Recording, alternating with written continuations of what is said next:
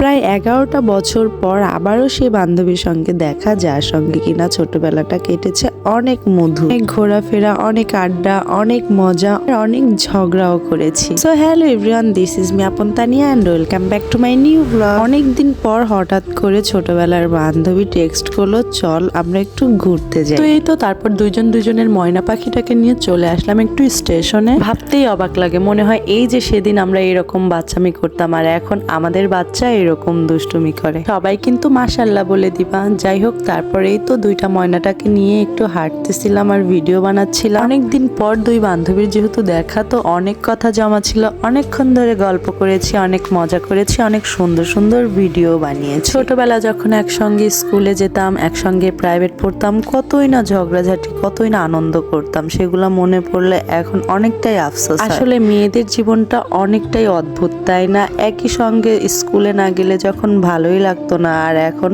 দুজন দুই প্রান্তে থাকে। তো যাই হোক, ভিডিও বানাতে বানাতে ক্ষুধা লেগে গেল, আর এখানে কিন্তু ঝালমুড়ি, চটপটি, ফুচকা সবকিছুই বিক্রি করে। আর এখানকার ঝালমুড়ি চটপটি এত মজা, বলার মতো না, অনেক মজা ছিল। যেহেতু সন্ধ্যা হয়ে যাচ্ছিল, তো আমরা বাসায় চলে যাচ্ছিলাম। আজকের ভিডিও এ পর্যন্তই। ভালো লাগলে অবশ্যই লাইক, কমেন্ট, শেয়ার করে দিও। টাটা।